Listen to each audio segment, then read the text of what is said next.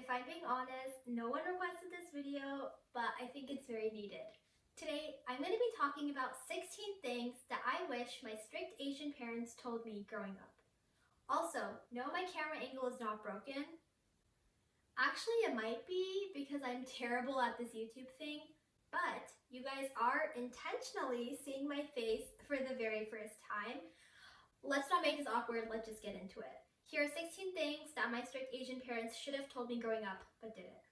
Both my parents actually immigrated from India, and me and my sister were born here. Even though I'm so incredibly grateful for my parents and our childhood, these are just a couple of the things that they really never told us, but I kind of wish they did. The first thing I wish my parents told me is that money is your friend. I feel like growing up for a lot of people in general, but especially those of us that grew up with immigrant parents, we have this very toxic view about money. Because my parents came to America with a one-way ticket and nothing in their bank account. They definitely didn't have a lot of money when they came here, and we didn't have a lot growing up. However, I do feel like there's this very toxic view about money and that it's always out to get you. For one aspect, I feel like there's this idea that if you keep collecting money and indulging yourself in luxury goods, that you're automatically a bad person, which I think is completely false. I feel like there's also this idea that you always have to live way below your means in an effort to stay humble. And no matter how much you have, it's never enough because it could disappear at any time. I feel like I just want to hoard all of my money and put it in my bank account because I feel guilty over spending it. And I don't think that's a great way to view money. At the end of the day, money is a slip of paper and it's really not worth anything, and it's not doing anyone any good sitting in your bank account. Obviously, make sure that you have good money spending habits and that you're saving and you're well prepared, but at the same time, there's absolutely nothing wrong about spending the money that you work hard for, and you most definitely shouldn't feel guilty about it. Also, there's nothing wrong with luxury goods. I could never spend $5,000 on a handbag, but they exist, and if you want to buy one, go ahead and do it. It's not anyone's job to tell you how to spend your money. The second thing that goes hand in hand with the money is that convenience isn't bad. I feel like I have this complex against taking the easy route for something, and I always want to overcomplicate things because I feel that if I struggle, I'll learn more. And I think a lot of the times that is true, but there's also nothing wrong with choosing the more convenient, easy option. I hate this idea that a lot of people have where they went through all this stuff and they struggled and they turned out okay, so you have to go through the same stuff that they did. If they really turned out okay, why would they want you to struggle? Maybe you can save a couple dollars by going through the train instead of driving, but if it's more convenient for you to drive, it's okay to choose the option. But on an unrelated note, use public transport, guys. Climate change is a real thing. We have to help the planet. It's a shared resource, but that's not related. The third thing is that it's okay to be contented. I want to be careful about how I word this because there's absolutely nothing wrong with being ambitious, even greedy in a sense, and wanting to be the most successful version of yourself.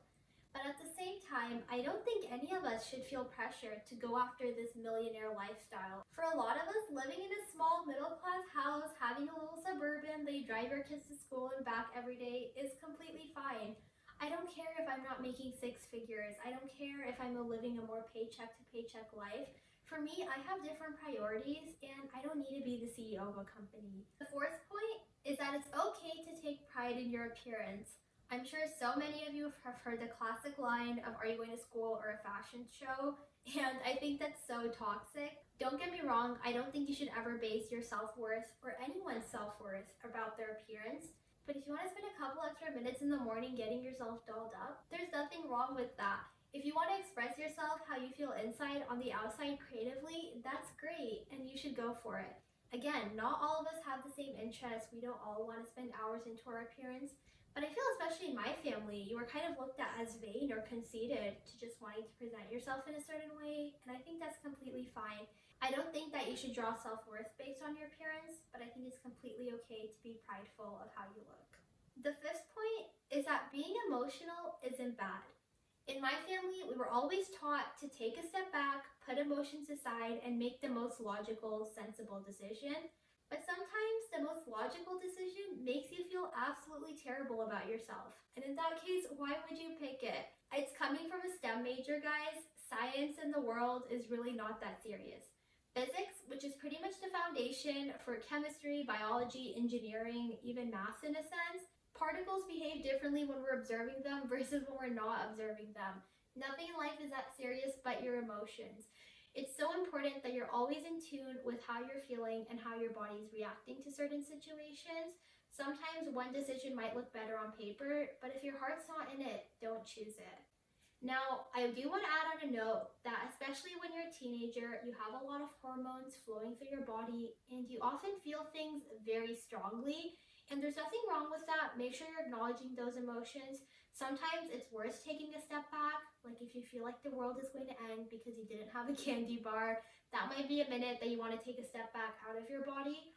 But I don't think there's anything wrong with validating your emotions and making decisions based off of them. I think the fact that in our society we use calling someone sensitive as an insult is absolutely disgusting. There's nothing wrong with being in tune with your emotions and just learn to communicate that clearly. And I feel like emotional intelligence is so underrated. The sixth thing is that no is its own sentence. To be honest, I always thought saying no was the same as talking back, which is absolutely ridiculous. It's so important that in every single sense that you realize your own boundaries and when you can't take on anything else. In relationship, it's important to know what you're comfortable with and what boundaries you're not willing to cross. In everyday life, sometimes there's opportunities that come your way that you simply don't have time to take, and that's all right. Saying no in itself is a huge skill, but also learning that you don't always have to justify it. Sometimes you just have a gut feeling about something and you don't want to do it. That's fine. Just make sure that as long as you're making decisions that make sense for you, that's all that matters. You don't have to be justifying your actions to anyone but yourself. The seventh thing that goes along with that is that saying that you don't have time doesn't mean that every single second is accounted for. It just means that you don't have any more of yourself to give. Again, my parents always taught me to take advantage of every single opportunity that came my way, and I still try to live by that. I think it's so important to realize that some people might be able to be involved in like 50 different clubs and feel okay, but for you, even one might be too draining. So just make sure you're realistic about the things you're taking on, and don't feel pressured to doing stuff just because you have more time. If you've exhausted everything you have to give for the day, that's okay. When I was younger, anything that I started, you had to follow through and see till the end. I think in theory this sounds great, but in real life, it's just not practical. I think it's important to note that sometimes we start hobbies and you grow out of them. I also think that sometimes things that used to make us really excited, we just aren't that interested in anymore. Also, sometimes you take on commitments and you're doing great for a couple of months, but then it all becomes too overwhelming. Also, again, in relationships, you might feel comfortable with something and all of a sudden you're not. It's okay to reestablish boundaries. I think it's so important to realize that in anything that you're doing and in any stage that you're in, you always have the right to change your mind. The ninth thing is that you don't have to give people a second chance. Now, don't get me wrong, when you're younger, you make so many stupid mistakes, and it's completely normal that you and people are going to grow up and change, and you're going to learn and grow so much. But at the same time, no one's entitled to your second chance. No one's entitled to your time and your energy. My parents always taught me that you never turn your back on anyone, especially family. But if people have shown you who they are over and over again, and even if they're great people, you just don't have the time to be associated with them, that's all right. I don't think that you should ever feel pressured into always trying to be there for someone, family or not. I also think that even if a person has completely changed, there's things that have just sometimes been done in the past that are unforgivable and you can't move past, and that's all right. I think learning to forgive and forget and make peace in yourself is so important. But at the same time, you don't constantly have to be reintroducing trauma into your life, and it's really not your responsibility. Again, no one is entitled to a second chance. The 10th thing, staying on theme with other people, is that relationships require effort. Again, I feel like my parents always taught me to be a social butterfly and you want to be friends with everyone, but a lot of relationships are just so emotionally draining and you don't have the emotional capacity to deal with that many people. I think having a huge group of friends and a good social circle is great, but I think it's not realistic for every one of us, and I think a lot of us are content just having a few friendships. I think it's so weird that we're obsessed with minimizing every aspect of our lives, but no one talks about minimizing the relationships that you have. For me, I find the idea of having 500 different friends way more overwhelming than just having a room full of stuff. I think it both kind of can have the same effect on your mind. And I think a lot of relationships just are very toxic, and we're told to keep them just because there's, again, this notion that you want to have all these friends and you want to have all these connections. And that's not always the best way to go about it. I also think it's important to realize that relationships don't always have to be beneficial, and they don't always have to be equal. I think it's very normal that in different points of your lives and in different stages of a relationship, sometimes you're giving more to someone else and sometimes they're giving more to you. I think this idea of looking at relationships like transactions is absolutely terrible. Don't get me wrong, I think it's very easy, especially when you're younger, to be in toxic relationships where you're just giving so much of yourself and you're not getting anything back. But I also think it's important to realize that there's just different stages that some of these things go through, and sometimes it's not always going to be an equal 50-50 split. And I don't think you have to look at every single relationship being like a benefit to you. Sometimes if you're able to do something for someone else, I think that just is great. This 11th thing is something that I'm trying to tell myself during quarantine over and over again. It's okay to do nothing, and it's okay to be unproductive, and it's okay to waste time. I feel like I've never seen my parents relax. They're always working, and I have no idea how they do it, but I can do it. I have to listen to my body. Sometimes I need an entire day where I do absolutely nothing and I just lay in bed because my body needs that time to recover. I think it's so important that you're cognizant of how you're feeling and what your mind and your body is telling you. And I don't think that anyone should ever feel guilty about wasting time. Along with that, being unproductive, I feel like I always was taught to do things as efficiently and as quickly as possible. And sometimes it's not very fun. It's okay to slow down and romanticize your life. It's okay to spend like 3 hours doing a skincare routine for absolutely no reason other than the fact that you enjoy it. I hate this idea of like hustle culture and all these like hacks to be more productive. I think those are great if you want to use them, but at the same time, we're not machines. I don't always want to be at peak productivity. That's not how I look at myself. I just want to do things that I enjoy, and sometimes I might be doing it a very long way. That's not always the smartest idea, but if you're enjoying it, there's nothing wrong with it. Don't ever feel guilty for giving your body the rest and the time that it needs. This is not an excuse to be lazy, but give your body the time it needs to recover. Obviously, do what you gotta do. This 12th thing is that you don't have to share anything. You don't have to share parts of yourself. You don't have to share literal objects. You don't have to share emotions. You don't have to give something that you don't want to give. I feel like the way we teach kids how to share is so incredibly toxic. Like if you're playing with a toy and someone wants to play with it as well, you just have to give it to them. Because a lot of these toys, only one person can play with it at a time. And I know this feels like it's so niche. I'm not just talking about 5-year-olds and Barbie dolls. I feel like it's very applicable to life. You don't have to give parts of yourself or things of yourself that you don't want to give. It's okay to be selfish and to keep things for yourself.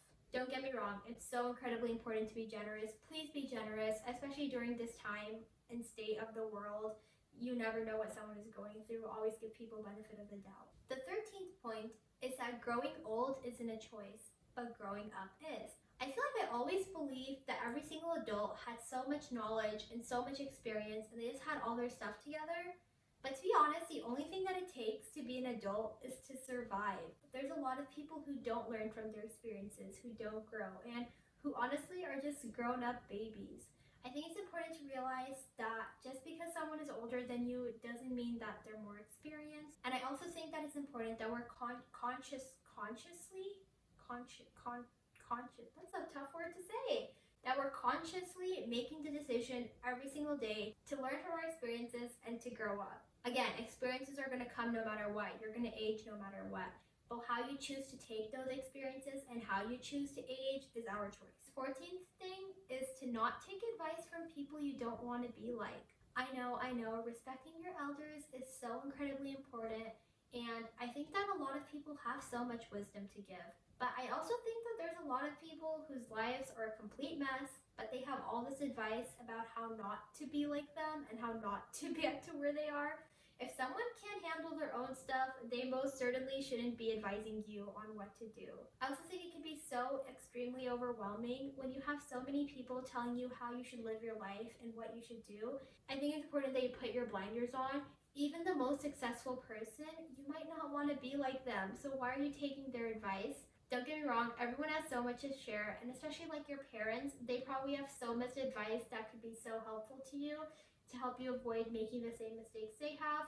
But I think a lot of times everyone's just on their own life path, and no one knows exactly what's in your heart. No one knows exactly who you want to be and who you are. And sometimes you just have to figure things out for yourself. The 15th thing is that things don't have to be done perfect. If you started something, you were going to do a dang good job at it. And I think that's a great approach to have, but it's not always realistic. For example, if you're having a terrible mental health week and maybe you really want to wash your hair and shower and brush your teeth and get a new outfit, but you only do one of those things, that's okay. I feel like there's this idea that doing something halfway is worse than not doing it at all. No, like don't apply that to life. It's so much better to at least brush your teeth and brush your hair than it is to do none of it because you didn't accomplish this huge list of tasks. I also think this is why so many people are such terrible procrastinators, because you don't want to start something unless you're going to do it completely right. I also think this idea prevents you from trying new things and actually enjoying experiences. Along with that, I feel like it's okay to leave hobbies as just hobbies. For example, you might love playing the flute, but that doesn't mean that you have to practice 20 hours a week and go on to become a professional flute player.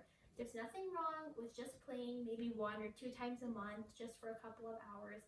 If it brings you enjoyment, it's okay to do things and to not be the best at it, and to not want to be the best at it. The 16th thing is that a good follower is just as hard to find as a good leader. I feel like in our society, extroverted traits are valued so much more than introverted traits, and I don't understand.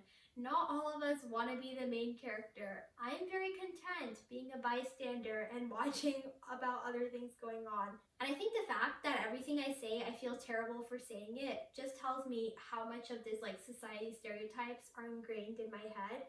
There's no reason that you have to lead the conversation. I think listening to other people is so important as well. I think even the word follower has such a negative connotation. But the reality is you can't all be leaders. Every single position is just as important. The doctor can't perform a surgery without the janitors doing the cleaning work. Also, on a side note, I don't understand the disrespect our society has towards like blue collared and manual labor jobs.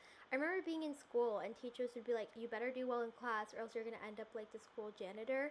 And those people work so incredibly hard to make sure that you have a clean learning environment. Like schools don't clean themselves. So I just don't understand what the stigma is. All jobs are important. All jobs are valid. Obviously, if you're passionate about something, go ahead and pursue it. But it doesn't mean you have to put anyone else down. Yeah. I don't know if that makes sense. It's okay if you're an introvert. You don't always have to be breaking your bubble and making yourself super uncomfortable. I think it's so funny because everyone's like, everyone just be yourself, except if you're an introvert, because then you want to do all these things to be the best version of yourself. But what if the best version of myself is being quiet? What if the best version of myself is listening in a conversation instead of trying to talk? What if the best version of myself is preferring to follow someone else who has a really good idea rather than trying to come up with my own? I would like to add that it's so important that you're always standing up for yourself and you're not doing something that you're not passionate about. You should still always be thinking for yourself. I'm just saying that not everyone is born to be a leader, and I think that's all right. Also, if you're someone who certain things don't come easy to you, for example, public speaking, a lot of us have anxiety about it. But if you're passionate about something and something you want to pursue, obviously go do that. It's okay to push yourself out of your bubble, and it's completely normal to feel uncomfortable about certain things. I'm just saying that if there's certain situations that you just don't want to partake in and you don't feel like they're what you're meant to do, then that's completely alright. So, I don't know, just a 2 cents for you. Let me know what you guys think about this list. I'm just 19. I know when I was younger, I thought 19 was so old, but I swear I'm just a baby. I have so much to learn. I'm learning new things every single day, and I'm always open to criticism. Let me know what you guys would add to the list. Let me know what you disagree with. Would love to have a conversation in the comments below. Also, again, I don't usually show my face on camera. I wasn't sure how to go about making like a face reveal video, and it kind of felt really awkward, so I just thought I would do this. This is how I look. Yeah, I hope you guys like it because this is my face and you're kind of stuck with it. Okay, bye.